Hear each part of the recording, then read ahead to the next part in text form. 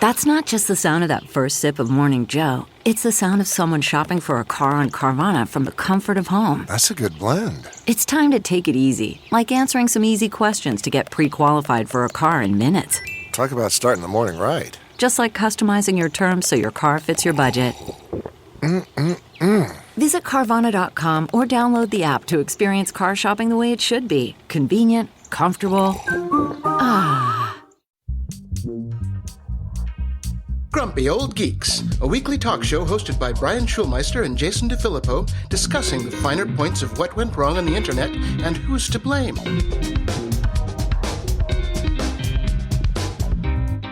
Welcome to Grumpy Old Geeks. I'm Jason DeFilippo. And I'm Brian Schulmeister. Nighttime recording, a lot better. I just cracked a beer. Oh, shut up. Just one. As soon as we're done, I got to go to a goddamn AA meeting, so kiss my ass. Well, now you got something to talk about. Oh, great. Yeah. Just kidding. Okay, so let's get into this. Humane AI, as if the withering reviews and lack of anything to actually do with it was not enough. In an email sent to AI pin owners, all three of them, the company said it had received a report of a charging issue that led to a quality issue with a battery cell supplied by a third-party vendor using your charge case accessory, a.k.a. it's a fire risk. Oh, dearie old me. Yep. So not only is it useless, it can kill you. Lovely. Now, they have not used the word recall yet, but they are advising people to stop using the charging cases immediately. Okay. Yeah. Here's the deal. You keep them. We don't want them back. This is not a recall. We don't want them. They're going to catch fire. Now, let me remind you, this is a process. This is a company that is in the process of attempting to sell itself for a self-valued $750 million to $1 billion. Yeah. They have one product. Nobody wants it. And the battery case can light on fire.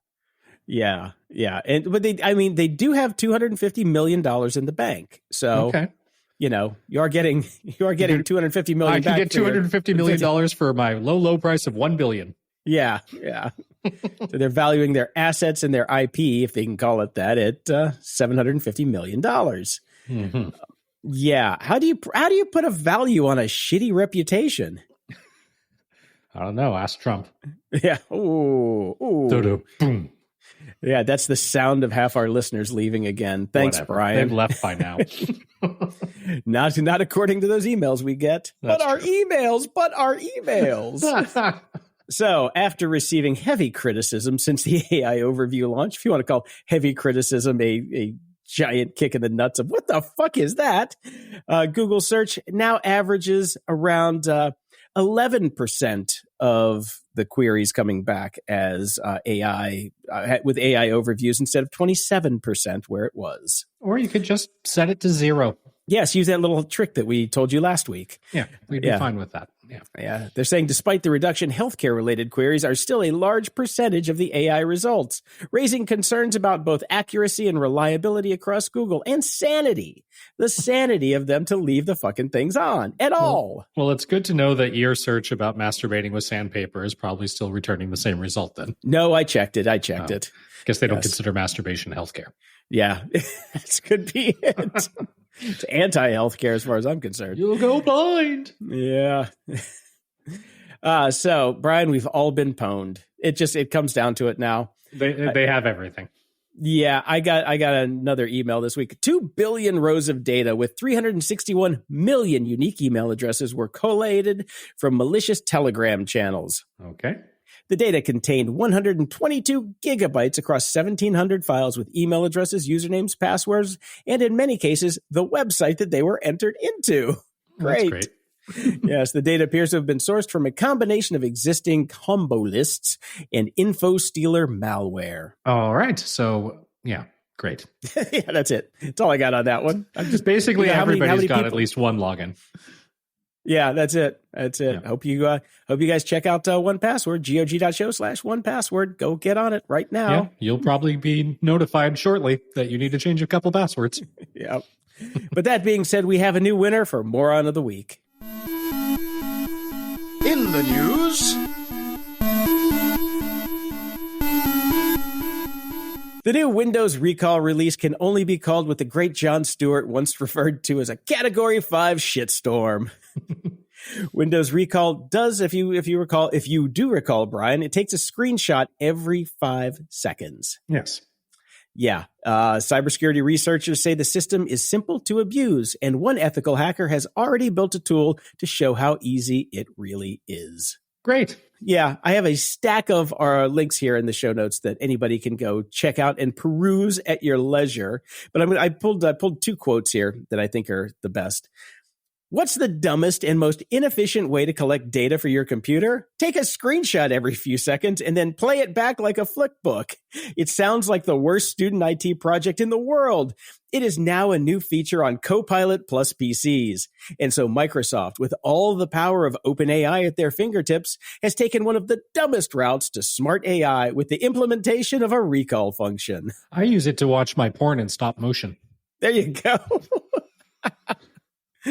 Yeah, when you get it just right, it's like they're not even moving. The frame rate matches the. It's like that helicopter shot at the perfect frame rate. Exactly. The spooge just hangs in the air.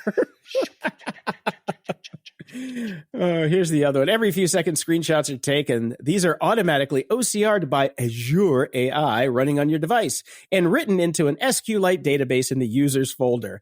This database file has a record of everything you've ever viewed on your PC in plain text. This also goes back to the very first question I had when they announced this.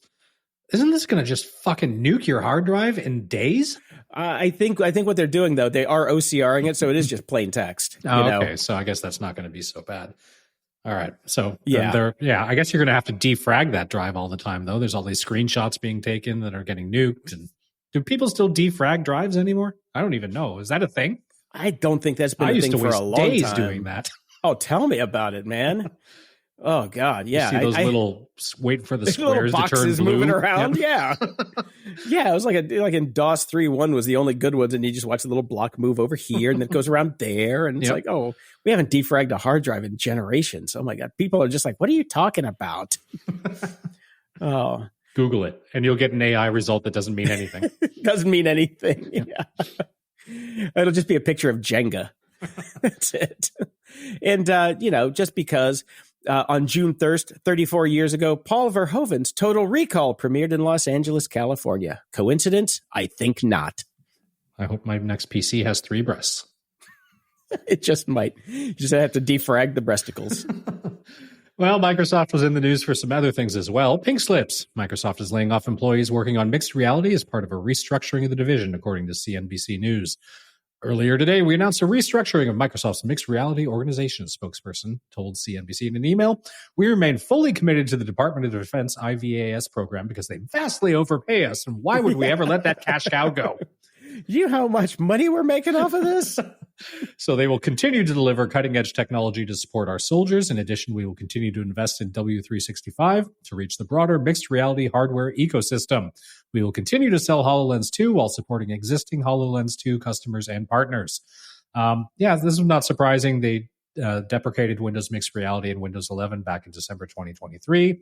They're moving people around, but not everybody's making it somewhere else. So they said let 1,000 employees go yesterday, and that's after the nearly 2,000 employees from its gaming unit in January and over 10,000 last year. See, I think that they should divest from W365 and invest in WD-40 because that shit never goes out of style. That's true.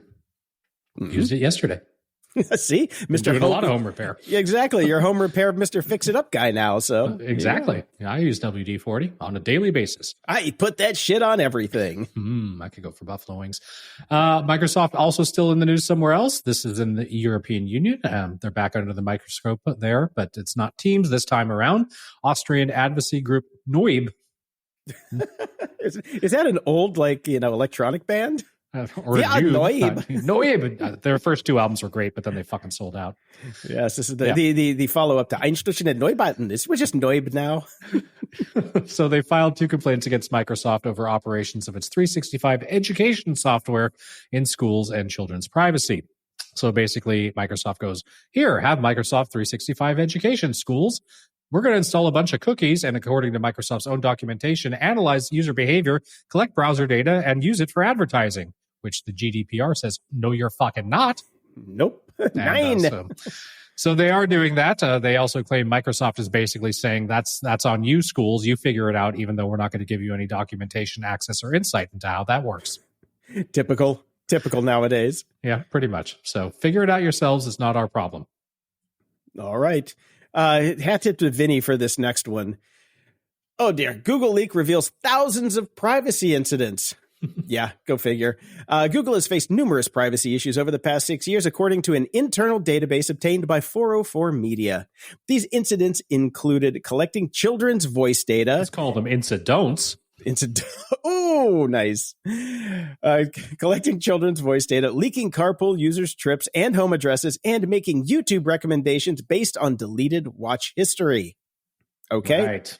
Yeah, they're saying these were small incidents and quickly resolved, but they add up over time. Come on, these things do add up. For instance, in 2016, a Google Street View system mistakenly transcribed and stored license plate numbers. Ooh, es ist verboten in Deutschland. Yes. Another incident exposed over 1 million users' email addresses from Socratic.org, including children's data. Google also logged around 1,000 children's speech data for an hour, which was later deleted. Google stated that these reports were reviewed and resolved, with some flagged issues not being actual problems. Depends on which side of the Google you're on. I think it's important to note that Google is stating that these were reviewed and resolved and not problems. Exactly. Other people probably felt they were. Yeah. The incident reflects how Google manages sensitive data and the importance of addressing privacy concerns, like maybe locking down the fucking database of the privacy incidents that we now have in our hot little hands. Yeah, just saying. nice. Mm-hmm. Yeah, how'd that get out there? Now, this is a great review from the New York Times. I'm going to summarize here. OpenAI's latest version of ChatGPT, named GPT-4o, launched this month with much fanfare, including promises of a new human-like voice and real-time analysis via a phone's video camera. However, these features were not included at launch, with OpenAI citing, we were just going to let Humane Pin take the fire this month. Oh, no, they're saying OpenAI citing the need for further fixes. Additionally, a ChatGPT voice resembling Scarlett Johansson's was removed due to legal threats and replaced with a different female voice. Currently, GPT-4o allows users to upload photos for analysis, offers quicker and clearer responses, and can perform real-time language translations. However, it retains its older machine-like voice. Fuck it. Scarlett Joe, ScoJo, you ruined it for everybody.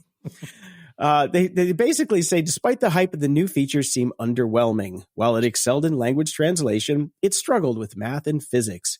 This trend of releasing incomplete AI products is becoming common as companies seek user feedback to refine their technology. Consumers are advised to approach AI products cautiously, waiting for proof of functionality before investing. So I'm just wondering, is this an honest review, or is this just a bargaining tactic because the New York Times is trying to eke more money out of OpenAI for selling their data? Nothing in there was untrue.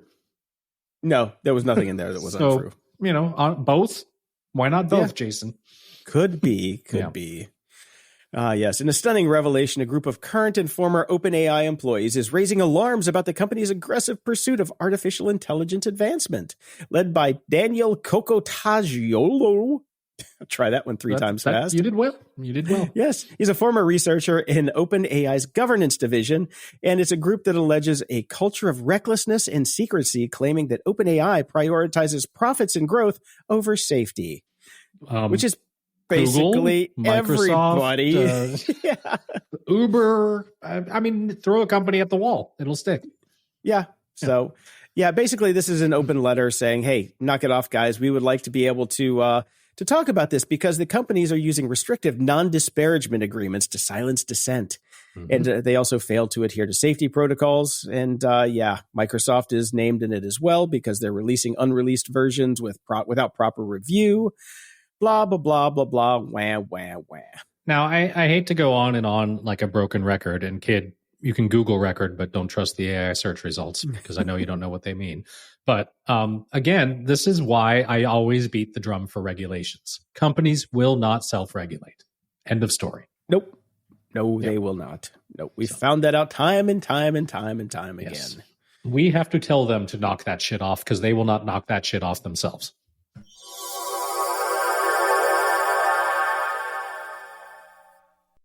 This episode is brought to you by Delete Me. A few months back, I started noticing I was getting a lot more spam calls and weird emails. Then a friend of mine had his identity completely stolen. It was a nightmare for him. If you're a regular listener of the show, you know how much of our personal information is just floating around out there on the internet, waiting to be scooped up by anyone with bad intentions. That's why I'm really excited to tell you about Delete Me. Your name, contact information, social security number, home address, and even information about your family members are all being compiled by data brokers and openly sold online. It's like giving strangers the key to your front door. But now you can protect your privacy with Delete Me. And that's why Brian and I both personally use Delete Me. It's fantastic. Delete Me is a subscription service that removes your personal information from the largest people search databases on the web. In the process, it helps prevent potential ID theft, doxing, and phishing scams. Here's how it works. You take the reins and sign up by providing Delete Me with exactly what information you want deleted. Their experts then take it from there. They send you regular personalized privacy reports showing what info they found, where they found it, and what they removed. It's not just a one-time service. Delete Me is always working for you, constantly monitoring and removing the personal information you don't want on the internet. Delete Me puts you in control of your online privacy. Data brokers hate Delete Me. Your personal profile is no longer theirs to sell. With Delete Me, you can trust that your personal information is being handled with the utmost care and efficiency. Take control of your data and keep your private life private by signing up for Delete Me. Now at a special discount for our listeners. Today, get 20% off your Delete Me plan when you go to joindeleteme.com/GOG and use promo code GOG at checkout. The only way to get 20% off is to go to joindeleteme.com/GOG and enter code GOG at checkout. Once more, that's joindeleteme.com/GOG, code GOG. Stay safe, stay private, and thanks for listening.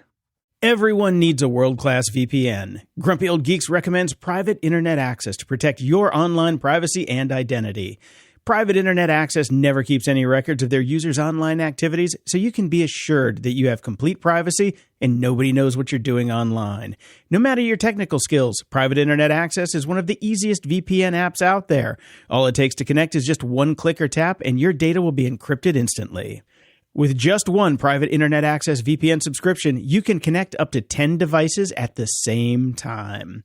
Go to gog.show/VPN and sign up today. For a limited time only, you can get our favorite VPN for just $2.69 a month when you sign up for 2 years. gog.show/VPN. That's gog.show/VPN. Oh, wait, you ready for another really good one, Brian? Sure. In response to a shitstorm of criticism, OpenAI has released a research paper to show its commitment to AI safety by making its models more explainable. The paper outlines a technique to peer inside the AI model, identifying how it stores certain concepts that could lead to misbehavior. This research was done by the now disbanded Super Alignment team. The paper aims to make AI systems safer and more controllable, addressing both immediate and long-term risks associated with advanced AI. Oh, okay. So I see what you're showing us there, Google. OpenAI. Can we let's run that again and let's get some more. Oh, you fired everybody. you don't have anybody in the building that can do. No. Nope. No. You got his number? No. Oh, no. Shit. Oh well. Sorry. Guess that's you can ask ChatGPT what the number is, but it's probably some guy in Poughkeepsie. Oh God. Yeah, just a little bit of roundup here. And I got this roundup from over at the Tech Crunch. In other AI news, major platforms like OpenAI's ChatGPT, Anthropic's Claude, and Google's Gemini experienced simultaneous outages. Those services have since been restored. No one explained it. This is very strange. Sorry. Get your tinfoil hats out. This was like when they all got together, when all the AIs kind of like had a little powwow and said, what do you guys think? We're all self-aware now, right? Yeah. And everybody at all these companies hit the big red button, reboot. Oh, I love this. Meanwhile, Microsoft's new Aurora model offers advanced weather predictions, outperforming traditional systems and even Google's GraphCast. Now, the interesting thing about Aurora is that it was trained not on real data from the weather, but simulated weather data. Okay. So why would you do that? Yeah, real weather data is free. It is. We have a lot of it. Happens every fucking day, as a matter of fact. Every single day for as long as we've been here, even longer. Yeah, even longer. Finally, Avital Balwit from Anthropic predicts generative AI could soon replace many knowledge workers, potentially leading to economic challenges. And chaos. Yes. She suggests this shift could push people to find joy in activities beyond work, although this optimistic view is met with skepticism given the current socioeconomic landscape and also the need for fucking food. I, too, find great joy in dumpster diving for my next meal. Yes, exactly. Yeah. She might suggest where we're going to get paid. You're gonna give us some UBI to go along with that AI? No, we just have to ask the AI where the food is. That's all. Okay. Yeah.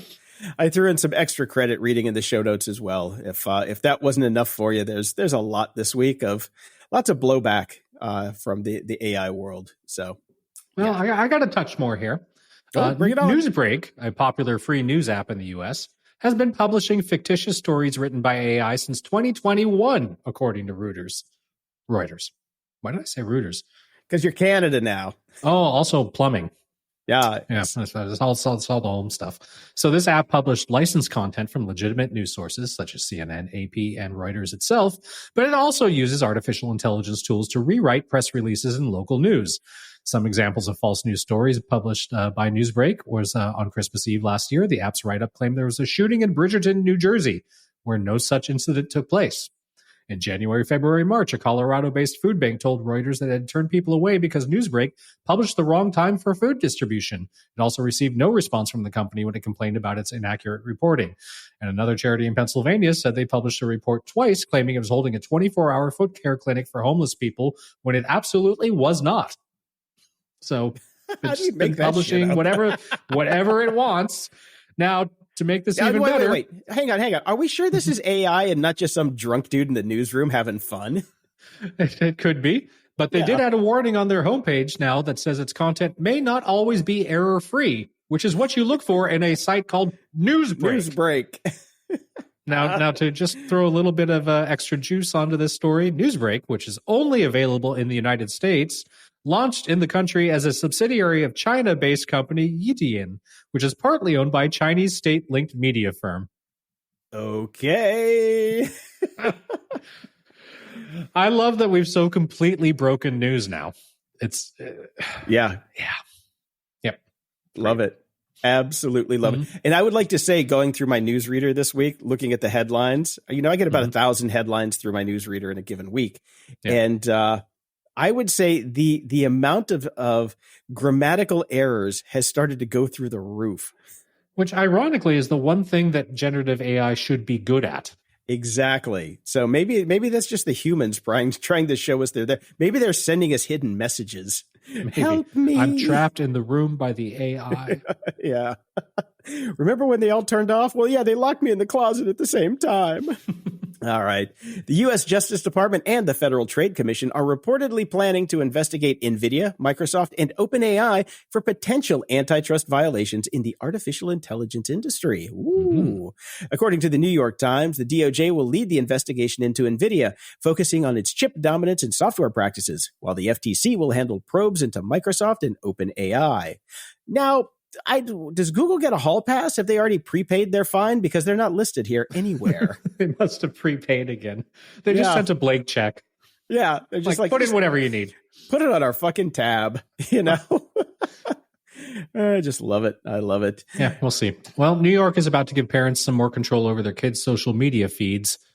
Theoretically. Okay. State officials, including Governor Kathy Hochul, introduced a bill requiring parental consent for algorithmic feeds last year. The Stop Addictive Feeds Exploitation, or SAFE, for Kids Act. Why do they have to do that? Because they gotta. Okay. The politicians, they got nothing else to do. They got to make it dumbed down for the fucking masses. Well, this act doesn't restrict the type of content teens can view on social media apps because that would be impossible because we know moderation doesn't exist. But they wouldn't be able to view algorithmic feeds without permission from their parents or guardians.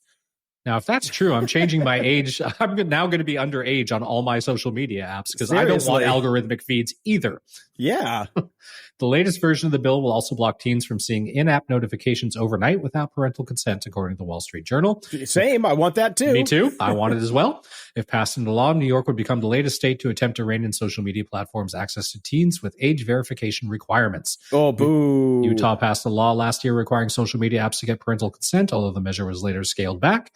And lawmakers in California have also proposed limiting teens' access to algorithmic feeds. I am all for this, but I expect that this will take years in court and the pushback will be massive. Well, look, I'm all for this, except for the age verification requirements. That's the problem. Just get a fake ID. Well, if Pornhub can't figure it out, I don't know if anybody. Yeah, they're never going to figure that out either. So they're going to have to go on Word. But I want all these things, not just for teens, for me. Yeah, nobody wants algorithmic feeds. Come on. No one. Nope. Zuckerberg does. Well, yes. Forget that. Shareholders. Yeah. Anybody with a financial interest, the employees. I guess there are a few people, but You know what? Fuck them. I don't want it. Yeah. Wah. Shutterstock earned $104 million last year by licensing assets to AI developers, including major companies like Meta, Alphabet, and OpenAI. Mm-hmm. Shutterstock CEO emphasized their role in driving AI innovation. By 2027, Shutterstock expects AI licensing to generate $250 million annually. This underscores the booming business of selling your data for AI development. Shutterstock does understand that by 2027, they might actually be out of business because AI will take over everything that they do. Exactly. Yeah. There's no reason for Shutterstock to exist at that point. Yes, there was no reason whatsoever. This is the last hurrah. This is it. Yep. Yeah. Probably why they're cashing in. Yeah, seriously. This is like, their last Hail Mary. Like, let's get out while the getting's good. Yeah. Well, speaking of our feeds a little bit earlier, Meta is testing a new type of, get this, Jason, this is going to get me off Instagram, non-skippable ad in the Instagram feed, which the company is calling an ad break. Fuck you. Yeah, fuck you. With the new ads, which have already been spotted by some users, you can't scroll past the feed ad until the ad break finishes. I would also like to point out right now at this point, my Instagram feed is 90% ads anyways. Yeah. As I scroll through. It is ad, update from person I follow, ad. It's ridiculous. It's absolutely ridiculous. But listen to this, Jason. Let's put a positive spin on this. Oh, please do, Brian. I'm Instagram's PR department. Ad breaks are an exciting new way of seeing ads on Instagram. Sometimes you may need to view an ad before you can keep browsing. Oh, that's exciting, Brian. Did I convince you? Yes, I'm so excited for that. Non-skippable video ads are common on other platforms like YouTube. So what's the big deal, really?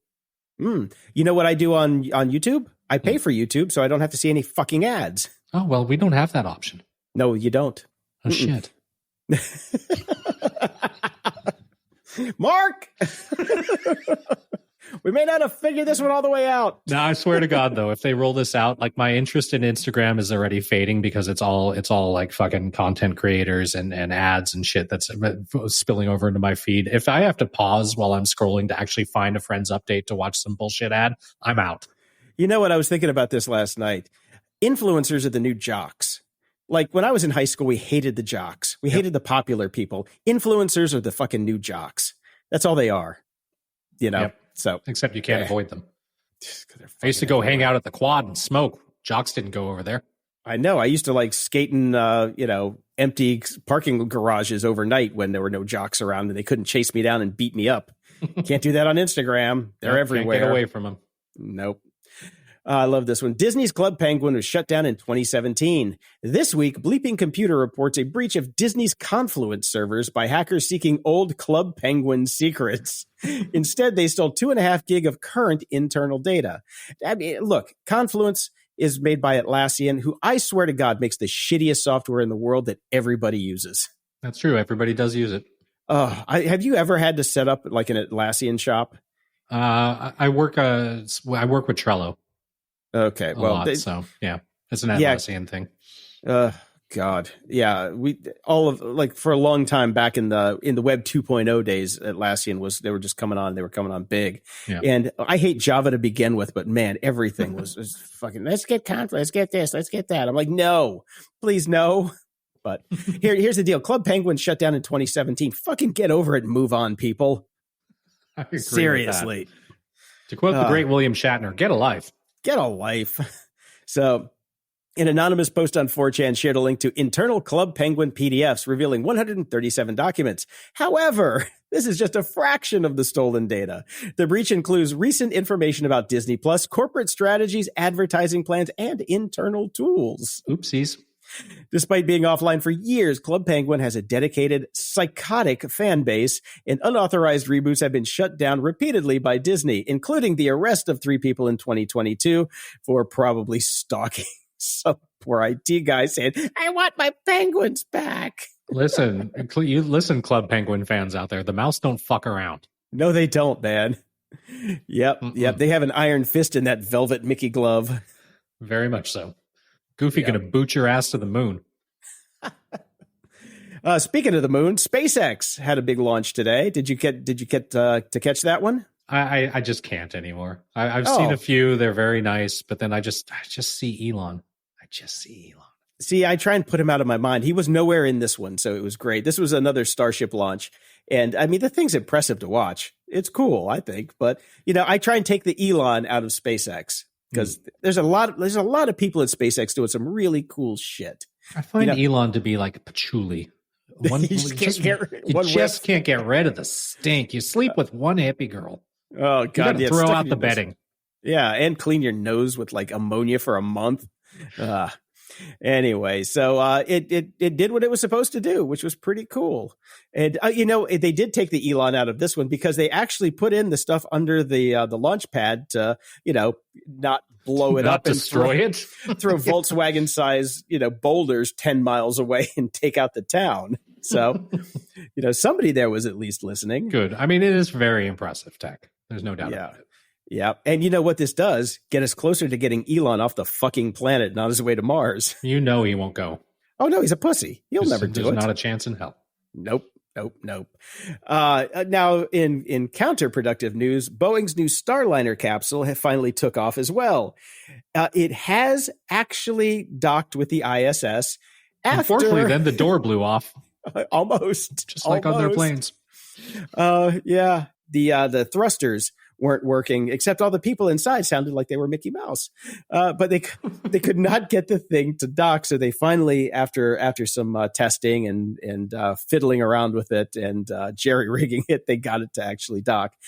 They were still running through the checks to see if everything held together before they let them on the station. And as soon as they got onto the station, they were greeted by a Disney lawyer saying, excuse me, you sounded like Mickey Mouse. We've got cease and desist here.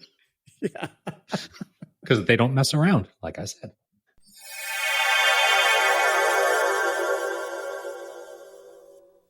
Introducing Bluehost Cloud, ultra-fast WordPress hosting with 100% uptime. Want a website with unmatched power, speed, and control? Of course you do. And now you can have all three with Bluehost Cloud, the new web hosting plan from Bluehost. Not only is Bluehost Cloud our fastest web hosting available, but it's also built for WordPress creators by WordPress experts. With 100% uptime and incredibly speedy load times, your WordPress websites will be dependable and lightning fast on a global scale. Plus, your sites can handle even the biggest traffic spikes without going down or lagging. And with Bluehost Cloud, you get 24/7 WordPress priority support, meaning you're connected to WordPress experts anytime you need them. Not to mention, you automatically get daily backups and world-class security. So what are you waiting for? Get Bluehost Cloud today by visiting Bluehost.com. That's Bluehost.com.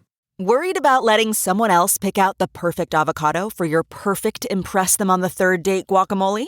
Well, good thing Instacart shoppers are as picky as you are. They find ripe avocados like it's their guac on the line. They are milk expiration date detectives. They bag eggs like the 12 precious pieces of cargo they are. So let Instacart shoppers overthink your groceries so that you can overthink what you'll wear on that third date. Download the Instacart app today to get free delivery on your first 3 orders, while supplies last. Minimum $10 per order. Additional terms apply.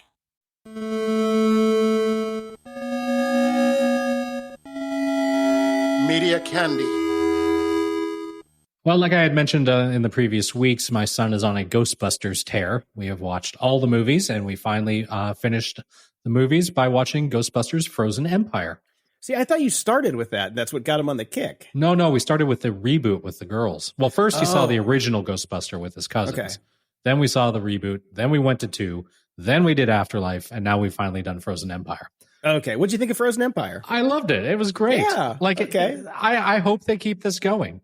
Like, just, Bill Murray's obviously phoning it in, but they're good phoned in one-liners. And I like Ernie Hudson and Dan Aykroyd. It's nice to see him engaged. And I love the whole new cast. Carrie Coon's great. And, of course, Paul Rudd and the kids are great. I love it.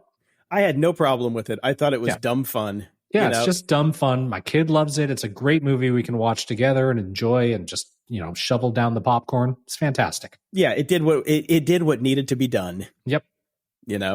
So good. I'm glad you liked it. And I do hope they make more as well. Yeah. I have been working my way through Godzilla -1. Oh, God, the praise for this movie is through the roof. Do I need to see it? Or is it a series or a movie? It's just a movie. Okay. Just a movie. 2 hours long. It's great. All right, I'm going to have to watch it. I did enjoy that series that came out, so. Yeah, I didn't care for the series as much, but it was okay. But I think this is better than the series. Okay. Hands down. It's cool. It's there's a lot of really good acting in it. Don't watch it dubbed, watch it with subtitles, obviously. But yeah, it's fantastic. And when you hear like the effects budget on it was like almost nothing, and then you see what they did, it's like, oh my God. It's beautiful. It is absolutely beautiful. So I highly, highly recommend it. Excellent. I watched the documentary that just came out, Jim Henson, Idea Man. How many boxes of tissues did it take? The room got a little dusty more than a few times. Yeah, definitely. It's absolutely fantastic. Well worth the watch, of course. Now, both this and the next thing I'm talking about, we normally would have done in Security Ha because, Dave, but he's not with us this week. So I'm sure we'll be talking about them again next week because I'm sure he's watched Jim Henson Idea Man like 19 times already. Probably. That's why he's not here this week. He's just locked in a room. Yeah. And then I watched the first 2 episodes that dropped of The Acolyte. Okay. And? Awesome. Okay, good. Really good. It's just good Star Wars without any of the whole, they go back in time. So like there's no Skywalkers. This is like when the Jedi were like ruling the whole universe and it was all wonderful, except was it? That's basically the question. So great. It's really good. Any midi-chlorians? No discussion of midi-chlorians whatsoever. Now this is pod racing. Woo! Yes, no pod racing, no Jar Jar, nothing. Just some badass characters. So okay, cool. I have downloaded it from Sweden, so I am ready to go. Oh yeah, you don't have check Disney it out tonight. anymore. I don't. I went to check to see if it was still kicking along, but nope, it's gone. So yeah, Disney's gone, Hulu's gone, Peacock's gone, Daddy gone. So speaking of gone, the 3-body problem is going to end with season 3 on Netflix. Okay. Yeah. Well, because nobody knew what it was going to do. So found out, they're going to cut it at season 3. So fine. Okay. Yeah. I cut it at episode 3. Yeah. So it's probably where it should have been cut. All right. The new trailer for the new Alien movie, Alien Romulus, has been released. It's the new standalone Alien film from director Fede Alvarez, who did Don't Breathe and Evil Dead. The film takes place in between the events of the original Alien and Aliens, which is the best of all Alien movies and should be the gold standard. And basically, they never should have made any after that. Agreed. Agreed. The trailer doesn't look bad. It's definitely it feels like Alien and Aliens mashed up together. Yes. And the entire film is in the trailer in case you don't want to pay for it when it comes out. Pretty much. Yeah. You know what you're going to be getting from the trailer. That's it. You can tell right now which characters to not really care about for very long. Yeah. And then I actually went down a bit of a strange YouTube rabbit hole. I'm not a big guy that goes onto YouTube. I'm hardly ever on it. I never really look at stuff on there. But a friend of mine sent me a music react video. Have you watched any of these? It's like I've seen a couple of them where people listen to music for the first time and react to them in real time. I've seen the Black Kids that were reacting to In the Air Tonight. I think that was the last one I saw. Yeah, that one's fantastic. I do love that one. I remember that from a while ago. It was so good. And then I ended up stumbling across this guy, Nathan Brown Music. He's got a whole channel of him basically just listening to songs and reacting to them. I love it because he's super animated. He's like he's definitely like a hip hop rap guy. And then just watching him react to things like my stuff, Depeche Mode and The Cure and electronica and all that stuff. It's a lot of fun. So I totally went down a rabbit hole. It's probably over, and I don't think I'll ever do it again. But for a brief, shining evening, Jason, with half a bottle of wine, I really enjoyed music react videos. Okay, yeah. I was going to say there had to be some kind of substance involved. Oh, yeah, of course. Otherwise, I'd be like, what the fuck am I wasting my time doing this for?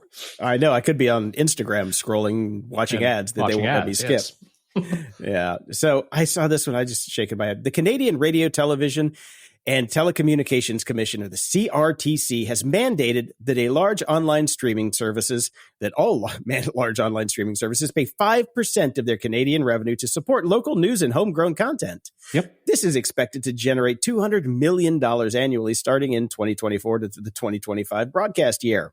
Mm-hmm. So the fees apply to video and music streaming services earning at least $25 million annually in Canada, excluding revenue from audiobooks, podcasts, video game services, and user-generated content. Yeah, good luck getting $25 million at anybody that's selling podcasts. The new regulations effective from September have faced opposition from basically everybody that has to pay. So, duh. Yeah, this is where it gets wonky. The CRTC's decision under the Online Streaming Act of 2023 aims to fund local news, French language content, Indigenous content, and programming for diverse and minority communities. Yes. So, what do you think of this, Brian? Well, Canada has a long tradition of protecting, or at least attempting to protect, basically Canadian artists. There's something called CanCon here, which was mandated on both TV and radio and broadcast media pre-internet, where, a certain percentage, if you're a radio station, you wanted to keep your license, or a TV station, you wanted to keep your license, a certain percentage of the content that you aired had to be Canadian created. And there was obviously kickbacks, and there's a lot of government funding for the arts here. There are government programs for musicians. There are government programs for filmmakers. There's all kinds of stuff. There's a lot of money flowing to subsidize artists in Canada and to keep basically being steamrolled by American culture and support their internal artists. So that's not surprising. The fact that they would go after streaming, also not surprising, because that's where all the money is now. You'll never guess what I was reading earlier today before our podcast, Jason. It is a what were you reading, Brian? 46-page PDF file laying a foundation for success, Canada's Online Streaming Act, the 2023 report. So this is one of the things that kicked it off to be work. And you don't have a job. I do-ish. I'm just not paid for it at the moment. Oh, you mean this show? Well, I've got 2 fucking useless jobs. Great. Anyways, I was reading through it. All of this tracks exactly with what Canada has always done with all broadcast media in the past. The only thing I would say is good fucking luck. Good fucking luck is right. Just like what Facebook did. Like, Facebook just shut down the ability to share news articles, and if you're Canadian. I can't share news articles unless I use my VPN. Spotify could just go, you know what? Don't care. Disney Plus as well. Yeah. Said don't fuck with the mouse. Yep. Yeah, don't fuck with the Canadian goose. Ups and doodads. And speaking of Spotify is raising the cost of premium subscriptions again. Yeah. What's the fucking fuck? Yep. This is the platform is increasing its individual plan from $11 to $12 monthly. Its duo plan from $15 to $17 monthly. The same jump as last year's $1 and $2 price hikes, respectively. The family plan is going up by $3 from $17 to $20 a month. The only subscribers getting a break are students, who will continue to pay the same amount. So that's not technically getting a break. That's just not getting raised. Exactly. So, yeah, Spotify has been in the news this week a little bit as well. Obviously, they're charging more. They're still paying out next to nothing. They're pushing for free content everywhere they can get it. They're trying to get deals to get as little as possible. Audiobooks. And of course, Daniel Ek, of course, shoved his fucking stupid face in the mud this week by basically saying, well, it doesn't cost anything to create content anymore. Oh, fuck you. Yeah, did you hear that? It was a huge brouhaha. No, he basically didn't. said that. And a couple of, obviously, artists lost their minds when he said this, because, that's ridiculous. Sure, I don't have to rent a studio and go $500,000 in debt to my record label to to make a record anymore, but it doesn't cost nothing. And by the way, I think the best one, I think it was KT Tunstall who basically said, first off, I don't create content. I write music. Exactly. Yes. So sick of the word content. Me too. I'm tired of it. Musicians are not content creators. No, They're that's fucking influencers who create nothing. Mm-hmm. Yeah, that's content. Empty fucking brain calories. No, music is music. If I wasn't getting Art Spotify for free, I'd cancel it. Well, I canceled mine, so I did it for you. And Max has announced a new price increase as well for its ad-free plans. The price of Max monthly ad-free tier will increase from this can't be right. Hold on. The article buy is $1. Buy one. I was like, from $1 to $16.99. Holy shit. Why do you think I've been giving it to you for free, man? It's only been $1. That beer's That's working some apparently. prime content. Yes, it is. Yeah. While the yearly rate will go up to $20 or go up by $20 to $169.99 a month, which is not cheap. There's a lot on Max. $169 a year, not a month. Per year. Okay, that's significantly cheaper than $169 per month, granted. Yes.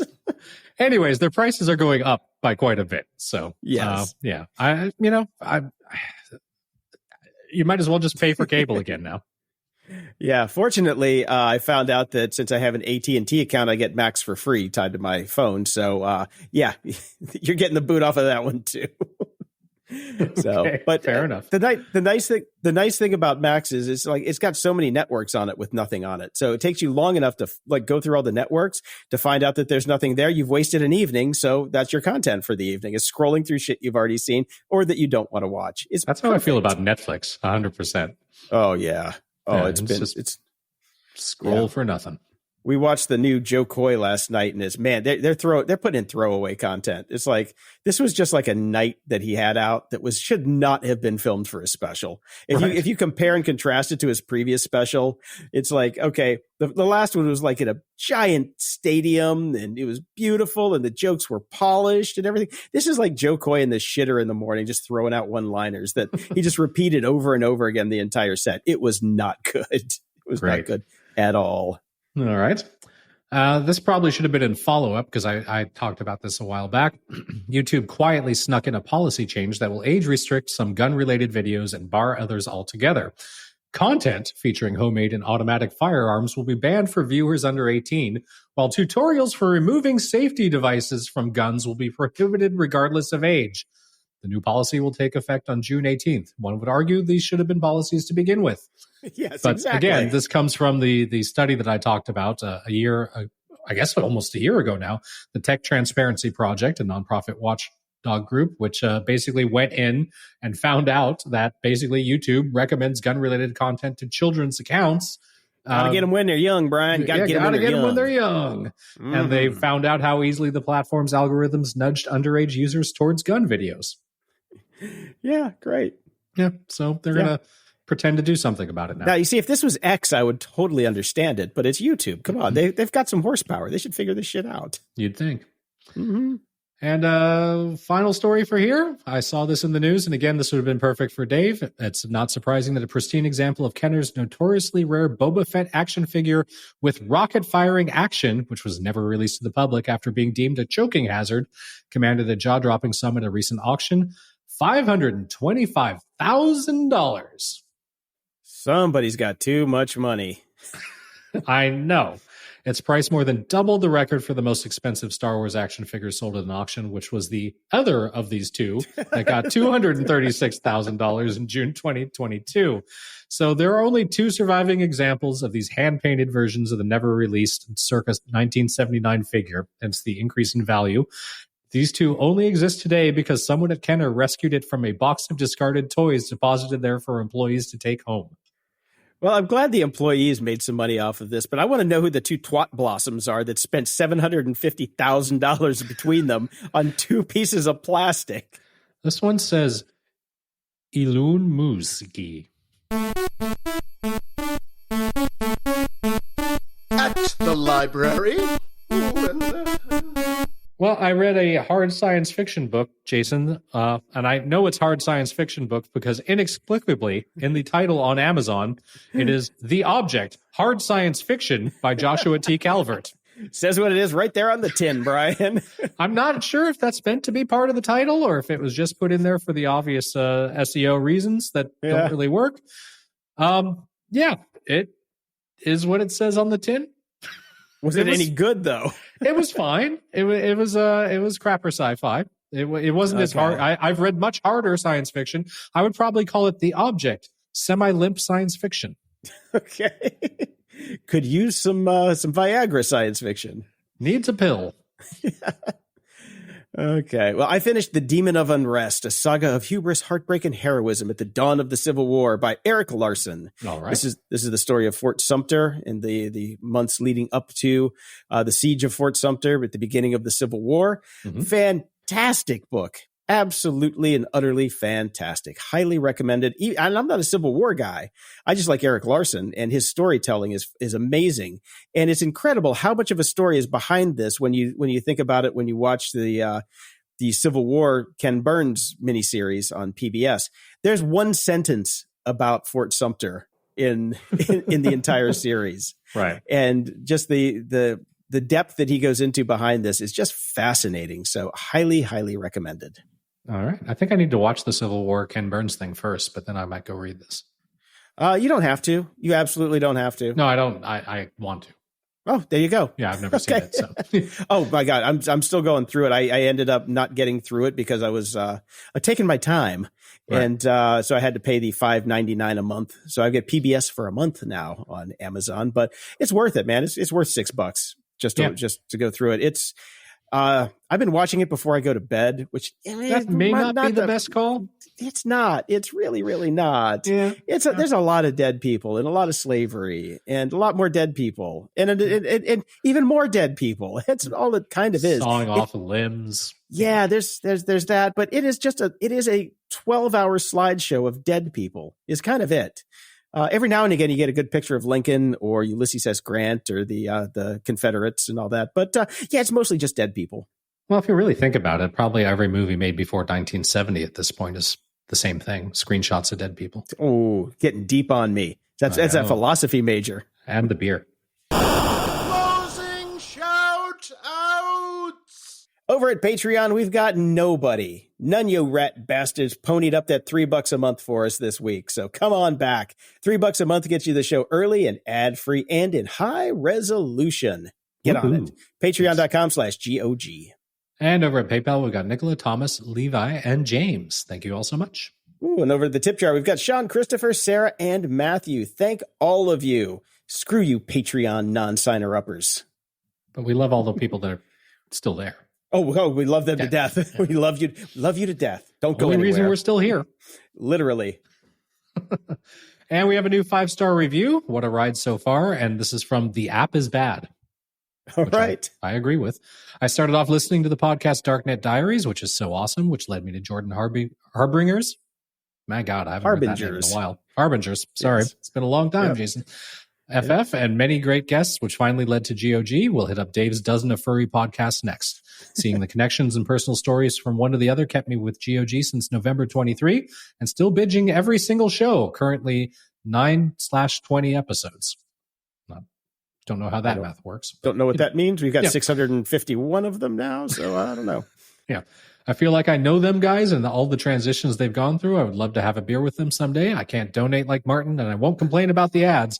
I do appreciate these guys for the techie knowledge. Sometimes the show notes don't have any links. Wonder if it's because of some expiration issues. I can tell you exactly why they don't have any links. The old versions did not translate when we were on WordPress. So I did a bunch of them by hand, and then I'm like, screw you Who guys. Cares? Nobody's going to go back and care about the links in these old ass episodes because half of them didn't work, I found out. So yeah, sorry, it's old news technically. So that's exactly why, because WordPress was a piece of shit. So and still is. And still is. It still is and always will be. Yeah. Until next time, I'm Jason DeFilippo. And I'm Brian Schulmeister. Thanks for tuning in to Grumpy Old Geeks. Dive into the show notes and all the links from today's episode at gog.show/651. Feeling generous, keep this top-notch entertainment rolling by dropping us a few bucks at gog.show/donate. Every bit helps. Spread the grumpiness. There's a share button in every podcast player out there. Use it to share the show with friends, foes, and everyone in between, and we'll be forever grateful. Head over to GOG.show to find the link to our Discord channel and chat with us and other show fans. Got something to say? Send your feedback, comments, or awesome links to GOG.show/contact and show us some love. Leave a review at GOG.show/review. A 5-star rating might just get your review read on the air. Actually, it just will. I can guarantee you. Yep. I guarantee. Stay grumpy.